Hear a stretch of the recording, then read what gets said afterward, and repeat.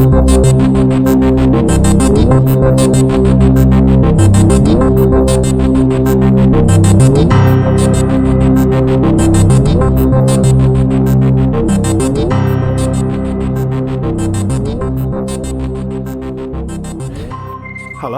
and welcome to the first episode of the new Season 11 of the Dark Money Files, in which we shine a light into a murky world. I am Ray Blake, and with me is my co-host, friend and business partner, Graham Barrow. Hello, Graham. Hello, Ray. Graham, I think we've been a little UK-centric lately, and I think we're going to continue in that vein as we start the new year, because a change in the UK law has come into force just last week that needs pretty urgent attention. Well, yes, I think you're right, and I think you're talking about the changes to the PEP rules, of course, which is driven by UK domestic politics. But I also think it is of global relevance in 2024, where around the world we are expecting an unusually bumper crop of democratic elections, or maybe I ought to say elections in democracies. Well, quite. And that means lots of people newly qualifying as PEPs and others leaving office and potentially falling off the PEP radar after a while. Hope they don't hurt themselves on the way down. It is worth bearing in mind, though, Ray, that although in most countries you don't become a former PEP for at least a year or two after leaving office, it can be the case that their relatives and associates are free of PEP controls immediately. Well, that is indeed a bit of a loophole. So what's the 10th of January change all about then, Ray? Well, in summary, firms must now distinguish between domestic PEPs and foreign PEPs and ensure that by default the EDD, enhanced due diligence, undertaken on domestic PEPs is less exhaustive than that applied by default to a foreign PEP. And for PEP, also read relative and close associate of a PEP. But that's how it always used to be, isn't it? Yeah, prior to 2017, when the fourth Anti-Money Laundering Directive came into law, the rule was in place to require a higher level of scrutiny for foreign than domestic PEPs. But then, when the 2017 regs came in, the distinction disappeared, although at the same time the FCA issued guidance that sought to maintain some difference between the risk of the two types of PEP after all. But of course, the regs take precedence over guidance, and in many firms this guidance wasn't really reflected in the procedures undertaken. In reality, all PEPs were regarded in the same way. Yeah, and it does seem a bit parochial, Graham, to view domestic PEPs as inherently more trustworthy than Johnny Foreigner. Well, I agree, but if you go back to the FATF recommendations, this distinction is allowed and it is observed by a number of jurisdictions around the world. But having made the decision in the EU and the UK that we wouldn't treat our own differently, why has that been reversed now? Well, I'm sure, Ray, our UK listeners and those across the world probably will remember the Nigel Farage case last year, where one of our minor politicians complained of having difficulty maintaining a banking relationship. Yeah, but that wasn't really about him being a PEP, was it? No, but that is how the story was spun, and the government then acted to bring in this change. Cementing in law the presumption that UK politicians were fundamentally less corrupt than those of other nations, despite, it has to be said, Graham, considerable evidence regarded by many commentators as indicating otherwise. Well, quite. So what do firms now have to do differently? Well, shall we start with what's got to be the same, shall we? Yeah, OK, if you like. Well, PEPs and their relatives and close associates of whatever nationality, residence or citizenship still need to be identified and some level of EDD conducted on them. OK. Now that EDD needs to reflect the level of risk perceived by the onboarding institution.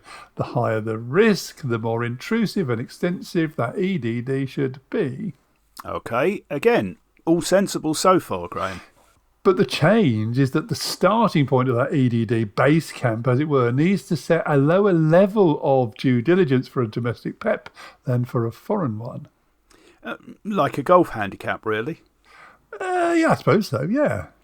But can't we just apply the same base camp EDD to all of them and just go where the risk takes us? Well, no. The new regulation specifically requires firms to apply a lower starting level of enhanced due diligence to domestic PEPs. And what's more, the FCA has been commissioned to undertake a review that reports later in the year to ensure firms are applying this properly.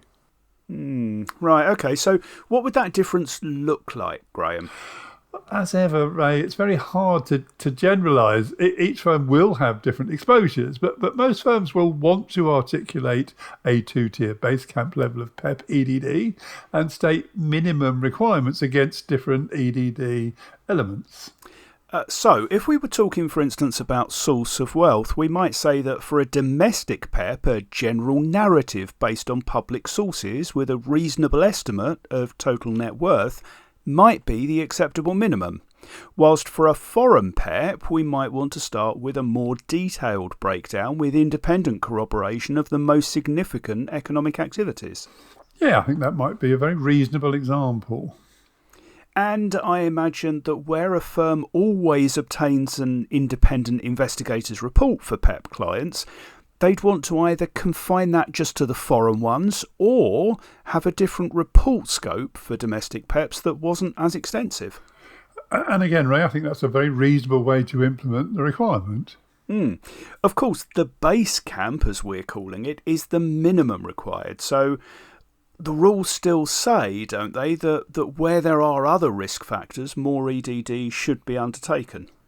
Yes, they do. And in practice, it might be hard to discern a difference in the level of EDD taken across the PEP population of a firm because the firm will have responded to the risk factors case by case.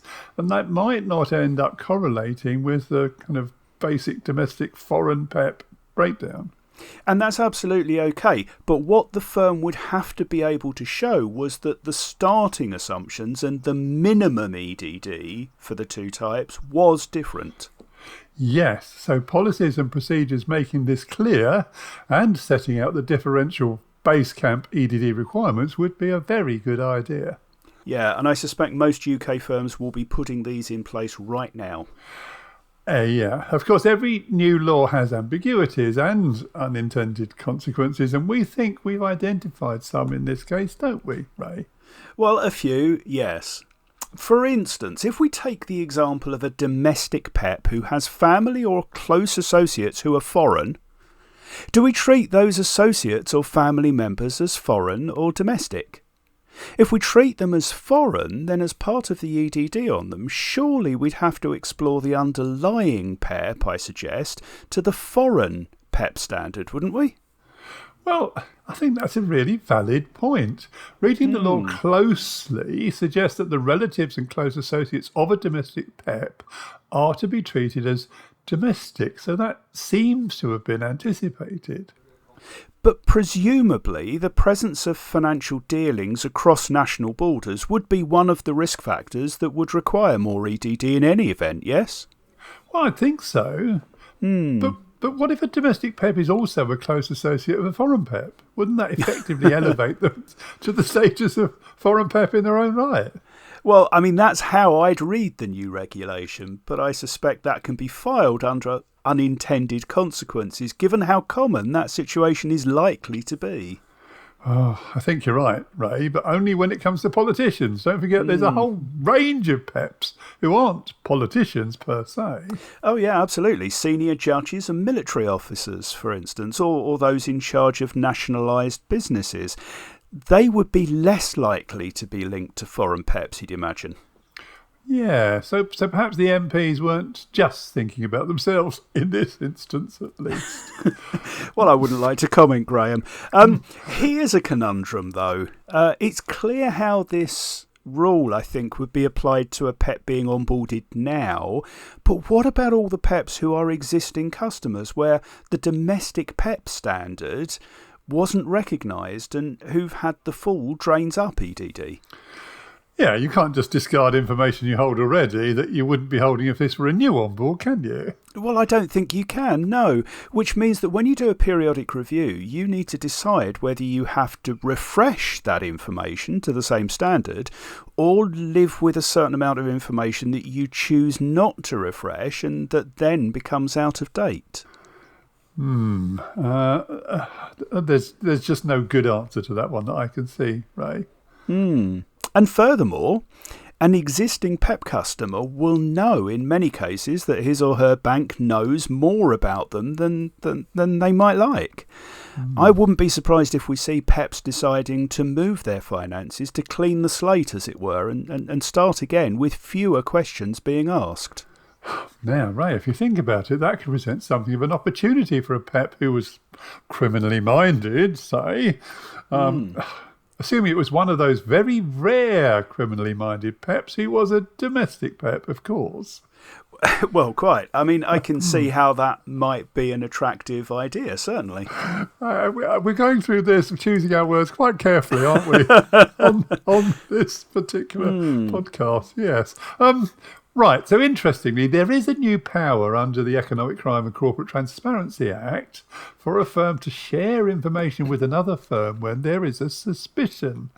Do you think this could be a situation where you'd look to use that power if you thought a PEP was, just say rebanking for a suspicious reason?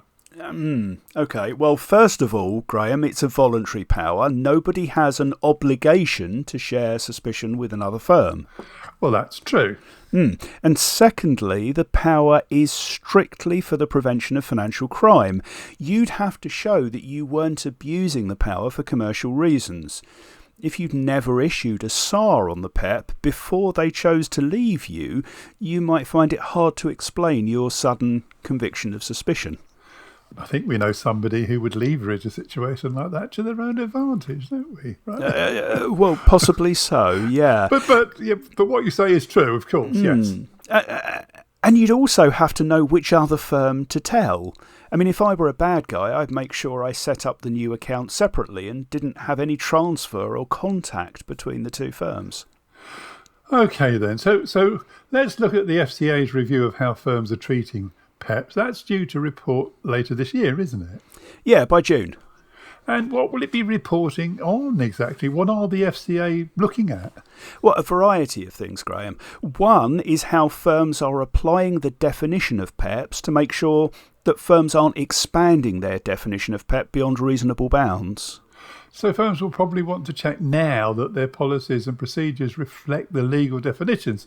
Particularly where a bank has a global customer base, it might have expanded PEP definitions in place that go beyond the UK requirements. Yeah, which won't be smiled upon, I think, by the FCA. The review will also look at how firms are conducting risk assessments of UK PEPs and their close relatives and associates. And I think the key here is going to be proportionality. Do these assessments reflect the requirement for a presumption of lower risk? Next, there's going to be attention on how firms apply EDD and ongoing monitoring following the onboarding of PEPs.